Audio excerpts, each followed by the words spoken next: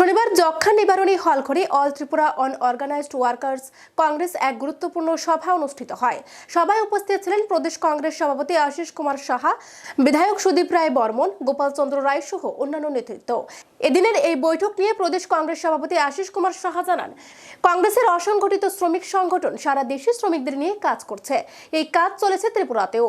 রাজ্যের অসংগঠিত শ্রমিকদের বিভিন্ন দাবি দেওয়া নিয়ে এদিনের এই সম্মেলনে আলোচনা হয় বলে জানালেন আশিস কুমার সাহা।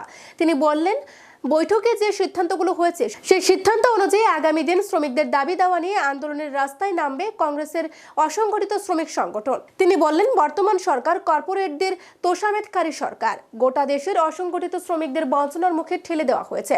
ত্রিপুরাতেও একই অবস্থা চলছে।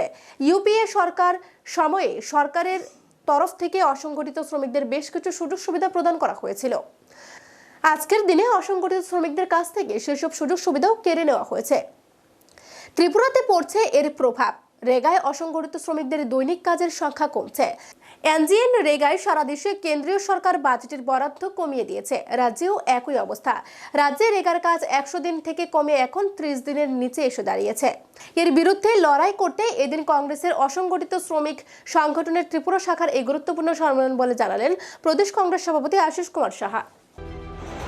আনঅর্গানাইজড ওয়ার্কার কংগ্রেস সর্বভারতীয় কংগ্রেস কমিটি অনুমোদিত অসংগঠিত শ্রমিক সংগঠন রূপে সারা দেশে এই সংগঠন তার জাতীয় অসংগঠিত শ্রমিক সংগঠনের রাজ্য শাখার আজকে এই রাজ্যে অসংগঠিত শ্রমিকদের নিয়ে এক সম্মেলন অনুষ্ঠিত হচ্ছে।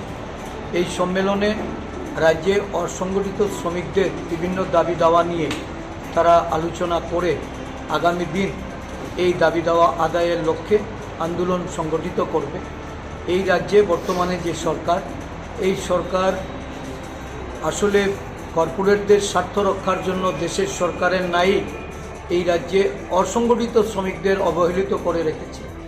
অসংগঠিত শ্রমিকদের দীর্ঘদিনের যে সমস্ত সুযোগ সুবিধাগুলি সারা দেশে শ্রমিকরা তারা এগুলি উপাস সরকারের আমলে যারা এগুলি বিভিন্নভাবে উপকৃত হতো, বর্তমানে দেখা যাচ্ছে যে দেশের সরকার সেগুলি ধীরে ধীরে অবলুপ্তি ঘটাচ্ছে।